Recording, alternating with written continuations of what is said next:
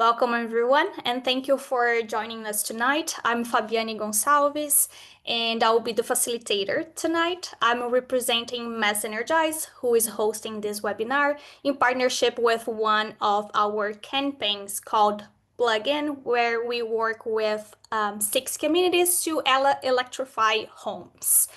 Before we begin, please take a minute to answer the 2 questions that we will see on your screen right now.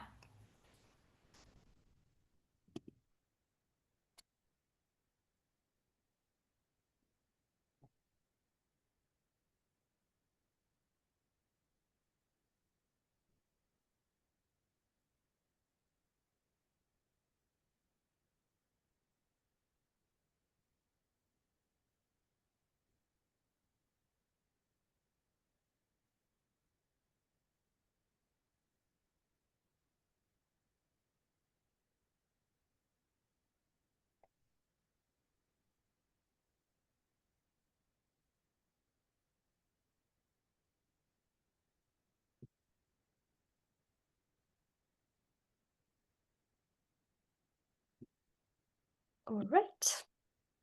Thank you for your responses. Tonight, we're going to hear from Bob Zogg, a heat pump expert from the Heat Smart Alliance. After his presentation, we will hear a few testimonials, and then the floor will be open for questions. You can either raise your hand or submit your questions in the chat. With that said, I'll pass it on to Bob. Thank you very much, Fabiani, and hopefully you can see my screen. I'll jump right in. First, I'd like to tell you a little bit about the organization I'm with, the Heat Smart Alliance. Our mission is to reduce carbon pollution by accelerating the adoption of energy-efficient heat pumps throughout Massachusetts. And we consider applications of home heating and cooling, as well as water heating. We're an all-volunteer organization. We have over 145 members from over 55 Massachusetts communities, and we continue to grow. Our approach is to educate through events like this and also through our website. We also provide one-on-one coaching to homeowners who wish to consider heat pumps or heat pump water heaters for their home. We're active in a number of communities, and we also provide links to other coaching programs with which we're familiar. And we collaborate with like-minded organizations. To keep ourselves neutral, we do not accept donations or referral fees from installers or manufacturers. So why should you consider heat pumps for your home? First, I'm going to talk a little broadly, and I'll get to heat pump water heaters specifically in just a minute. But first, let's look at how we're using energy in Massachusetts. This pie chart shows that almost 30% of our energy use in the state is associated with our homes, and that does not include our vehicles. If we break that down, almost 60% is for home heating and cooling, another 18% for water heating, 2% for clothes drying. That totals about 80% of our energy, and those are all loads that can be served with heat pumps. So heat pumps are a big deal. If you'd like to decarbonize your home, there's 3 basic steps. First is to weatherize. That means to insulate and air seal to the fullest practical extent. Most of you are eligible to participate in the Mass Save program, and that's a great way to get a no-cost home energy assessment, which in turn can get you access to some really terrific incentives for air sealing and insulating. Step 2 is to electrify. That means to convert your fossil fuel equipment and appliances over to high efficiency electric equipment and appliances. And this is where the heat pumps come into play. Step 3 is to shift to 100% renewable electricity. You can do this with solar panels, but you can also purchase renewable energy through the grid. Many of you will have a community choice aggregation program through which you can purchase renewable electricity. Normally, that's an option that you have to select, so it's not the default if you're in a CCA program. But check into that, make sure you're signed up for 100% renewable electricity if you're not already. So what is a heat pump? We all know intuitively that heat flows naturally from warm places to cool places. But if we want to reverse that flow and move heat from a cooler place to a warmer place, we have to use a mechanical device and we have to put energy into that mechanical device. And that is what a heat pump does. While we don't call them heat pumps, our refrigerators, dehumidifiers, and air conditioners all use the same basic technology of a heat pump. So this is really not a new concept. Heat pumps are available for home heating and cooling. That's one piece of equipment that provides both heating and cooling functions.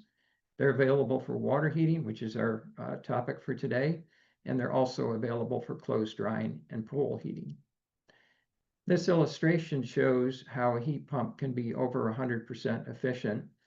I'm using a heat pump water heater as an example, but in this case, we're taking a unit of electricity, using that to pump 3 additional units of heat from the surrounding air, and that is all going into a water tank, so it's delivering 4 units of energy into this water tank, and that's an efficiency of 400% in this example. Okay, now into heat pumps for water heating. Also known, heat pump water heaters, also known as hybrid water heaters. We'll talk more about the configurations in a second, but most of them look about like this. They'll provide over 70% reduction in carbon pollution, up to 70% savings on energy costs, depending on the fuel.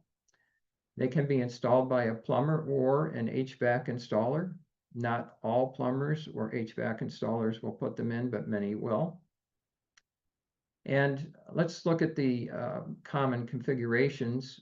Most common is the integrated heat pump water heater. And this is basically uses a conventional electric storage tank water heater. Will have typically 2 electric resistance elements that in this case will serve as backup heating. The heat pump itself is packaged in this can that sits on top of the water tank, and that extracts heat from the surrounding air and pumps that heat into the water tank to heat the water. These are ideally suited for unfinished basements or large mechanical rooms, which describes the water heating spaces in most of our homes. Another type is called a split system heat pump water heater. They come in different configurations. This is just one example that happens to be solar assisted. In this example, this black rectangular panel sits outside of your home, typically on an outside wall, and it extracts heat from the surrounding air and gets a little bit of solar gain as well. And that heat is pumped by a heat pump enclosed in this rectangular box into water that circulates into the tank. They're best suited for applications where you've got a water heater in a small closet or very tight space where there's not much room for air circulation, or if you have a particular concern about noise, if this is right next to if your water heater is right next to a bedroom, for example, this might be a little quieter because there's no air movement inside the home. And as well, it also doesn't create any cool air around the water heater. So if you spend a lot of time hanging out by your water heater, you might want to consider this type of heat pump water heater.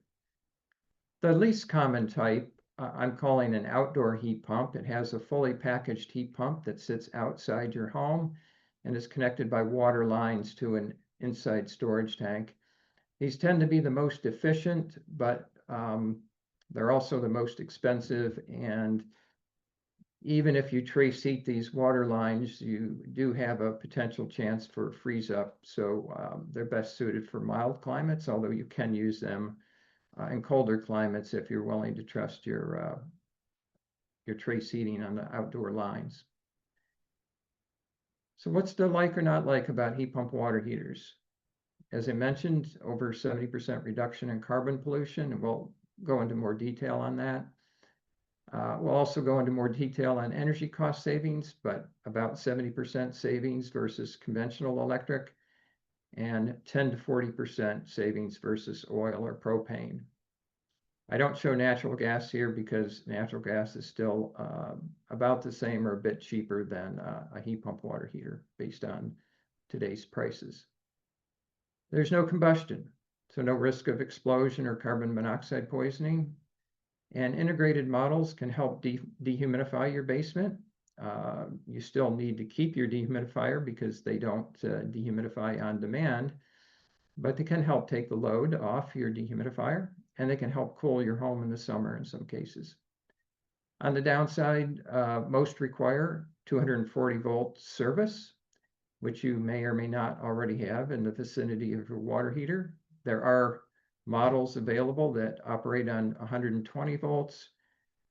In most cases, those 120-volt models are not recommended in New England, but that may be changing in the near future. You know, you could have a noise concern if your water heater is right next to a bedroom, but these aren't terribly noisy. I find that they're generally much quieter than a portable dehumidifier, just to give you an idea. You may want to bump up the tank size a little bit depending on how much hot water your home uses, but not necessarily. That depends on whether you're right on the cusp of needing a larger tank. The integrated models, as I mentioned, will cool the air surrounding the water heater. They do require some airspace for circulation. Typically, an 8x10 or a 10x10 space is adequate. The space can be full of all your basement clutter. That's not a worry. It just can't be in a very small enclosure unless that enclosure is ventilated. They will increase your home heating costs a bit because they are extracting some heat from your home, and you do have to make that up with your heating system. All the numbers I'm going to show you for carbon pollution and energy costs take that into account. So I've detuned the rated performance when you look at those charts to account for this effect. And they do typically have a filter that you need to clean every once in a while. It's quite easy to do. I vacuum mine off every 6 months, and that seems to do the trick. They also require either a drain or a condensate pump, but this is generally not difficult to install if you need the condensate pump. Okay, so let's look at the carbon pollution here, and I'm showing a number of different water heating technologies, and I'm showing the annual carbon pollution for a typical 3-occupant home, just for comparison. And these are all new high-efficiency water heaters. I've shown 3 examples for heat pump water heaters. The first is just as a benchmark. If the heat pump water heater performed according to its rated efficiency, this is the carbon pollution you'd see. If it's in an unfinished basement, really meaning a space that's not heated and controlled on a thermostat, you would get a little bit more. If your water heater is in a heated space that is controlled by a thermostat, then you have to make up a little bit more home heating, and so the impact is a bit less. But in all cases, you're getting very substantial reductions in carbon pollution. Now, here's where the benefit of 100% renewable energy comes in, because as soon as you do that, you effectively reduce your emissions, your carbon pollution to 0. And that is the beauty of electrification of one's home. Okay, let's talk about cost a little bit. Here we're looking at the same 3-occupant home we were just looking at for carbon pollution. In this case, we're looking at estimated annual water heating costs for the various technologies. Now I'm using energy prices that are kind of generic average numbers projected for the next 6 months for Massachusetts. So if you happen to live in a municipal light community, you're probably paying half this amount for electricity. So your green bars would be half as long as you're seeing here. So that would make a big difference. And you can see the order of the bars is a bit different here. And in particular, natural gas is just a tiny bit cheaper than a heat pump water heater in a finished basement. That all said, keep in mind this is just a snapshot projection over the next 6 months or so. Energy costs will vary over the life of your water heater. So we have to take all this with a grain of salt. These comparisons will change over time, and that's just an uncertainty we live with. Okay, financial incentives. Most of you are eligible for the Mass Save program. If you are, there is a $750 rebate both this year and next year available. For split system heat pump water heaters, it's $1,500. And the nice thing about this rebate is that it's applied to the distributor, or in some cases to the retailer, which means it's built into the price you pay and you don't have to go through a bunch of paperwork to apply for the rebate. It's right up front. And if you can check on the Mass Save website to see if you're eligible for some additional savings depending on income. Now, on the federal side, the federal tax credit for 2025 is up to $2,000 for an integrated model.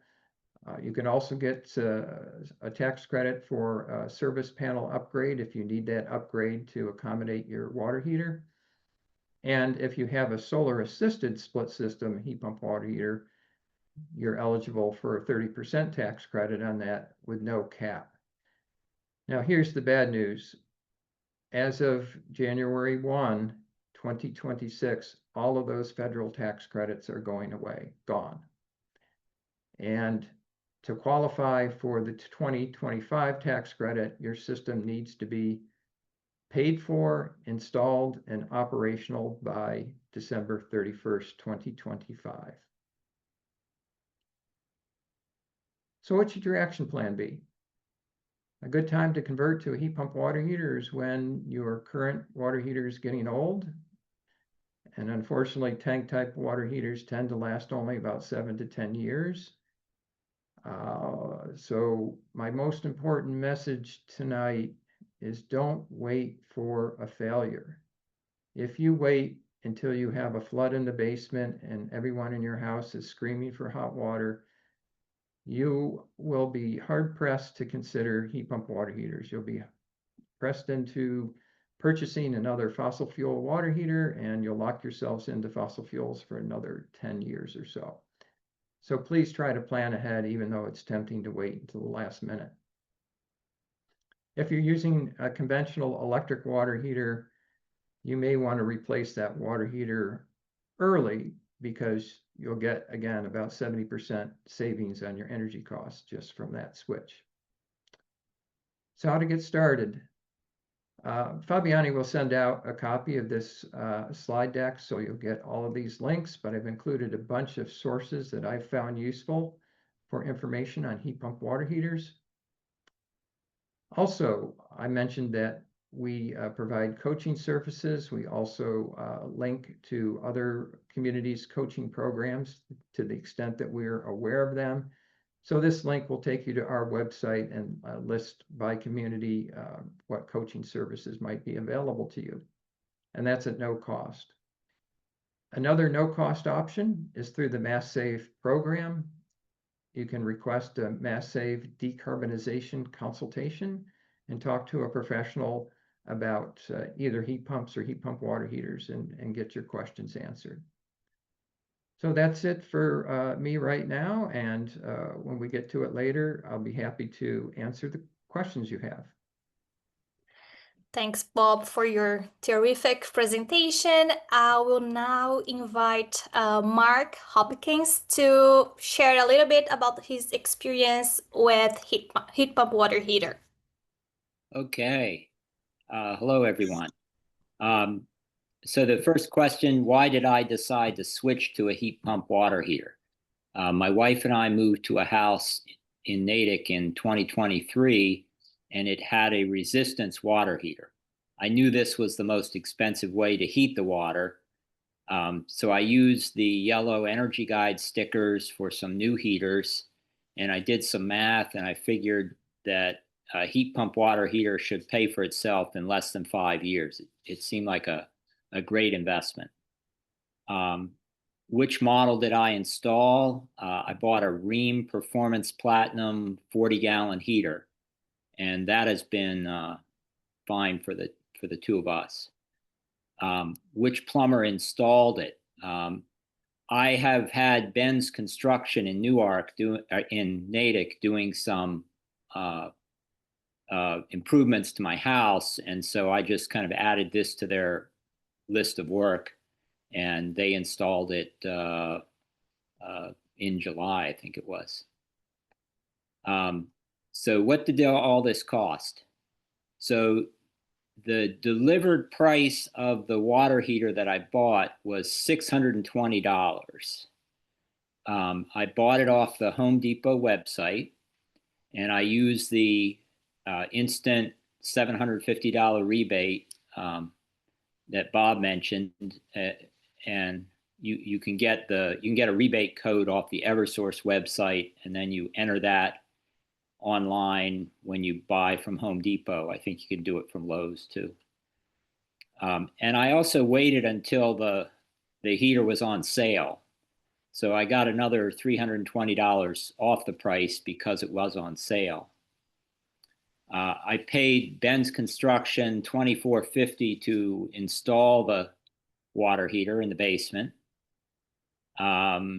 It went into the same location exactly right where the other water heater was. So there was already a 240 volt power line to it, and the piping was all there. So they had to make a few changes, but it wasn't much really. Then my resistance heater was only 3 years old, so I sold it on Facebook Marketplace for $150 to help reduce my costs. So my out of pocket was $29.20, and then I plan to apply for the 30% federal tax credit, which would take my total net cost down to about $2,000. So I was really pleased to be able to get all the work done for that. How's it been so far? We've had it in place for 4 months now. Works great, no problems. I have it set to 116F, and that provides plenty of hot water for my wife and I. Our average energy use so far is 70 kilowatt hours per month. I don't know what the resistance electric heater was using, but I'm sure this is much less. And as a bonus, it's sitting in a basement that's kind of damp, so it helps to dehumidify the basement. So I'm very pleased with it, very happy. Thank you, Mark. I will invite Michael Delman to share his experience. Thank you, Fabiana. So I don't have the technical background or even the kind of numbers that Mark has, but I live in Wayland. Adding the hot water heat pump or switching over to that, we did it wrong. We did it after 2 previous non-electric ones had broken. And that had to do with water pressure issues in Wayland and flooding in the basement. So we were those people that did it in a crisis. I would definitely not recommend that. The hot water heat pump downstairs was something we did after insulating the house. We did it after we'd gotten our first heat pump in our living room, which has been great. And then we got the hot water heat pump, and it's been excellent. It's definitely quiet. It makes the basement a little chillier for sure, but it does do the dehumidifying, so that's excellent. So we don't have to spend money on a dehumidifier down there all the time. I do like that it doesn't explode and potentially blow up the house, so that's good. We switched from oil, which meant that we could remove the whole oil tank, so that's more space that we have. So it's been great. We use a Ruud. I don't know if it's Ruud or Rudd, R-U-U-D. Yeah, we got the, yeah, thanks, from Ellen Tone, who's one of our leaders at Wayland Energize. We spent more, and I don't remember how much because we've had it up for a couple of years, and I didn't come with all my homework done. I apologize, but it's definitely saved us money on our bills. As have the hot water heat, the heat pumps in general have saved us lots of money on the air conditioning and some on the heating. And then we got the electric car. These things are kind of over time, but again, as Bob said, you kind of got to do it now. Like the incentives are going away really, really soon. So I would just give a big plug for doing it while the timing is best. And if you can't do it now, I'd still do it because environmentally, it's definitely the right thing to do. So, thanks. And if you want to ask me more questions and have me dig through my papers, I'm happy to. Just reach out to me. I'm in Wayland. Thanks, Michael. So yes, the floor is now open for questions. You can either ask questions for Bob, Mark, or Michael. Raise your hand or just enter your question in the chat. Dan, I think you have a question. Yes, could you hear me? Yes. Okay, good. I use very little hot water as an environmentalist. The only thing, I live alone, the only thing I use hot water for is hot showers. Currently, I have oil. I turn it off until I'm ready to take a hot shower. After the shower, I turn it off. And I'll be taking 1 or 2 showers a week. Usually I wash in cold water. So my question is, with 1 or 2 showers a week, maybe 10 gallons at a time, should I turn a heat pump hot water heater off in between or leave it running? That's my question number 1. And my second question is, I'm forgetting my second question, but go ahead. Yeah, thanks, Dan. That's a good question, and I'll answer it in a broader context because let's suppose you're going on vacation for some period of time, or you're going to leaving home for a period of time. Should you turn off your heat pump water heater or turn it down? But I think all heat pump water heaters will have a vacation setting that basically does that, turns it off while you're gone. And I don't know the exact answer in terms of how long of a time span would make it effective, but I'm pretty sure it needs to be at least 4 or 5 days before it's really going to make a difference. And we got our heat pump water heater in 2014. I'm hoping the control system has been improved because honestly, our system, even if we have it set to run in just heat pump mode without any backup elements operating, when I do a vacation setback, it goes into full electric resistance mode to recover, which is stupid, right? The whole point is so I hope that's been corrected, as they say, but I can't confirm that. So in your case, I would definitely ask enough questions about the heat pump water heater you're looking at to make sure that if you do set it back or turn it off, that it does recover only with the heat pump. And my other related question, thank you. And my other related question is, let's say I occasionally have guests. Let's say the most I would use at a time is 25 gallons of hot water. What size tank should I get? Well, plumbers will probably recommend, sometimes plumbers, I think plumbers are actually obliged to go by the Uniform Plumbing Code, which actually may determine tank size, actually more technically, the first hour rating based on how many bedrooms you have or how many baths you have, that kind of thing. But I can say we have, in my household, we have 2 people. We're running in full electric resistance mode with no backup elements operating, and our 50-gallon tank is adequate, totally adequate. Okay, and so we're probably using 30 gallons a day as a guess. So I haven't seen less than 40. I did have a company out And they said, oh, we found 55-gallon tanks work the best. And so anyway, if you have any observations to help me with this decision, let me know. Yeah, I think most are 50-gallon and up, frankly. And not many people are in your situation. Congratulations to your very low water use, but most people use a lot more. Yeah. I'm just gonna jump in, Fabiana, just so I get out of the cold. But I'm just down in the basement so you can see. And one of the great things I love on this model are all the different settings, all the different modes, energy saver, and there's high demand when the kids are home from where they live. And then there's, regular heat pump mode. And so when we go on vacation, there you go. And generally we keep it on energy saver. That's pretty great.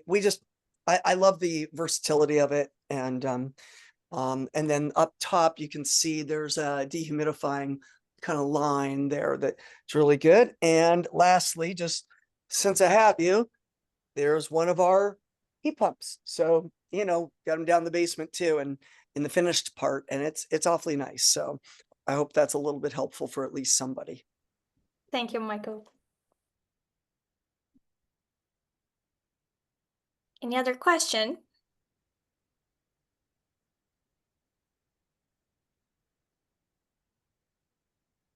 I have a question, but I don't know how to work the chat. I would recommend, if you're thinking about the heat pump, find out how much the plumber knows about heat pump hot water heaters, because we had an experience where they installed what I would think was the wrong thing. And it's a integrated one. It's in a closet in a utility room. The utility room is 10 by 10, so it's not bad, but it's in the closet with the door open and it's freezing. And it's so cold that it condenses all over the room and stuff like that. And I think we just got bad advice there. That's interesting. So the room is Also, it's loud. It's really, really intolerable. And it's not next to the bedroom, it's next to the kitchen, but it's still really loud and really cold. wow, interesting. Yeah, I'm surprised to hear that. But 10 by 10 in theory should be big enough, but maybe is this in a room in the a basement or finished room in the basement, or what is it? No, it's on the first floor. It's a slab first house. Slab. Okay, but you're still seeing condensation because it's so cold. Yes. Interesting. So Yeah, I think have to say it's the first I've heard of that situation, but obviously it happened, and I'm wondering, given that the room should have been at least on the borderline of being adequate, I'm not sure if the plumber would have even a more experienced plumber would have figured that out. I don't know. But I think most of them are, again, there's always exceptions, and there may be something about how your home is transmitting noise. But most of them, I think, are quieter than a home dehumidifier. But you might have the same noise issue with a home dehumidifier too, though. No. Anyway, so Right. be aware. We would have done better with a split system, I'm sure. In that case, I would agree. Yeah. And more products are coming out in the split system models, and I mean just within the last couple of months. And I don't know enough about them to really comment on them. But hopefully over the next few months, we'll be getting more information and seeing if there's even local installers putting them in. But if you are concerned about the cold or the noise, that's the way to go. The downside is you end up having to have refrigerant lines run through a hole in the wall, and you have to mount something outside. So without the federal tax credit, they'll probably be a bit more expensive. We have another participant who would like to share his experience. Avi, are you with us? Yes, I am here.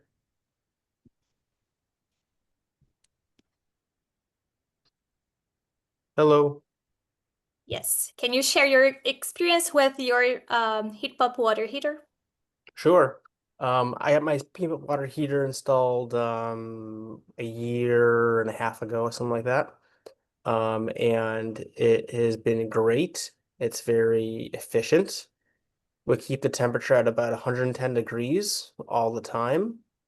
It has the ability to change the temperature however you want, create a pattern for every day of the week. We noticed that we don't need it as high as we used to have it on a regular unit. The heat pump hot water heater is in my basement with my other HVAC equipment.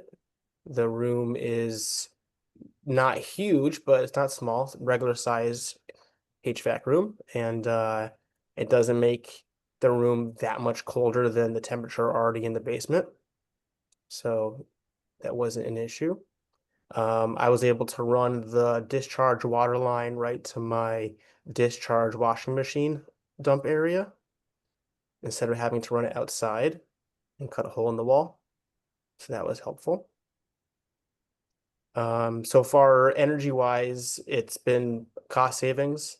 We are now able to see exactly how much energy it uses in our whole house now that I have solar. So my Enphase inverter app shows me exactly when the water kicks on. We knows how much electricity it uses, so that's pretty cool.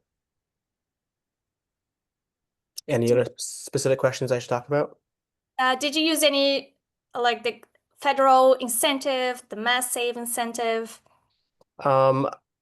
Yes. So I did a heat pump and a heat pump hot water heater in the same year.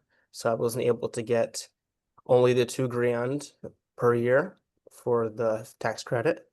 The instant rebate, that was something that I think happened immediately on the price of the unit when I purchased it from the installer. So I'm not sure exactly how much that quantity was, that rebate. Thanks, Zavi. Does anyone have a question for any of the participants or for Bob? If I could ask one more question. So I'm about ready to go and I'd like to get my rebates. Is my next step to go to Home Depot, talk to them and pick out a model, have them deliver it, and then find a good plumber? That's a great question, and I was actually going to add a comment because I didn't talk about the upfront cost in my presentation because it's always dangerous to throw numbers out there, right? But Mark put some numbers out based on his experience. I think Mark did really well. I'm answering a broader question, Dan, than you're asking, but bear with me, I'll get there. Okay.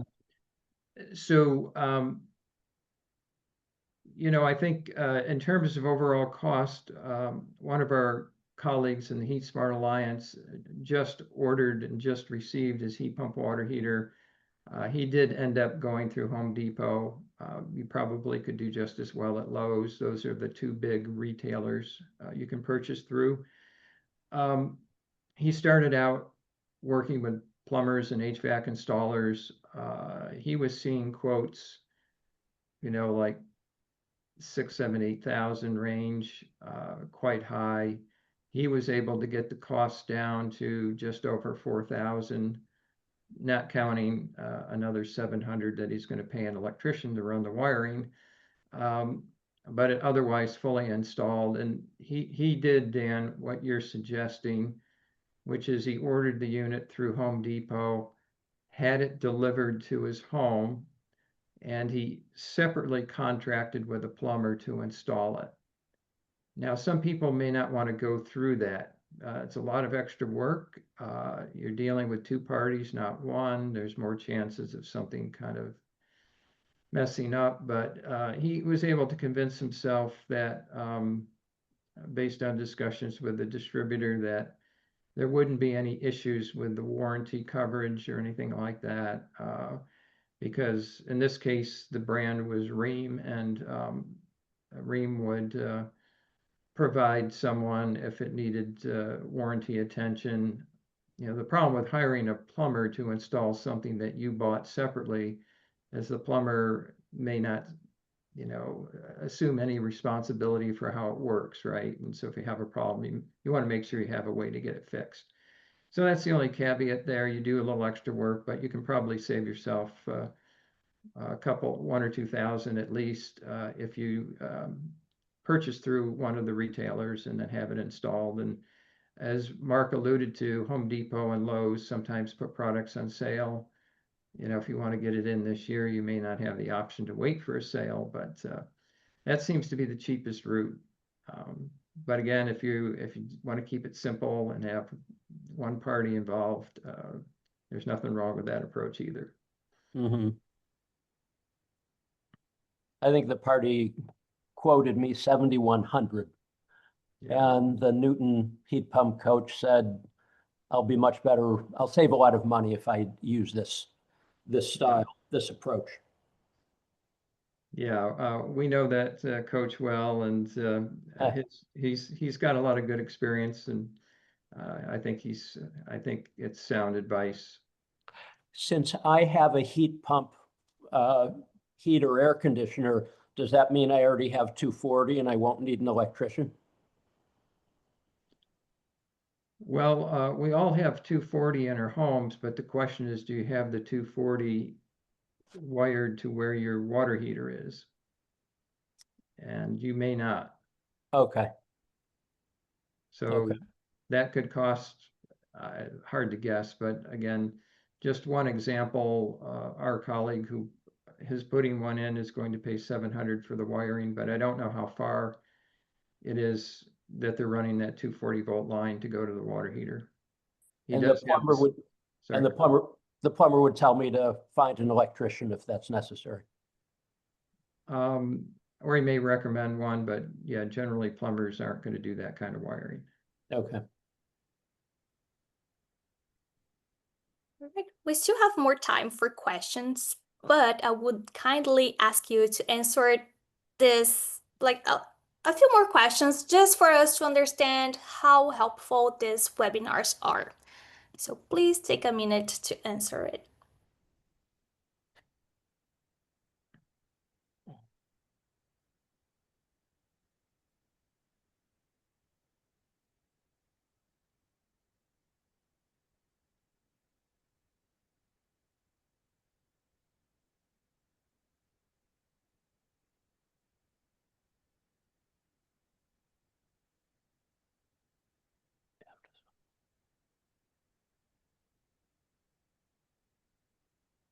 Do you see the questions?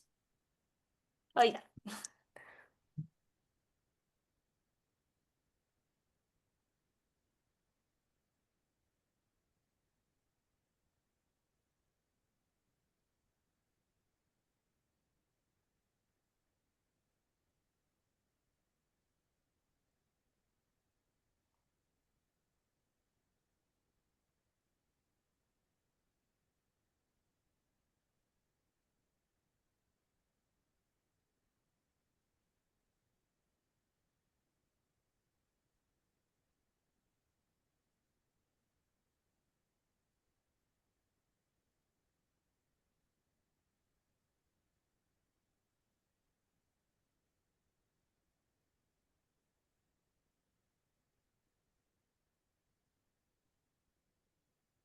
All right. Thanks everyone again. Any final question?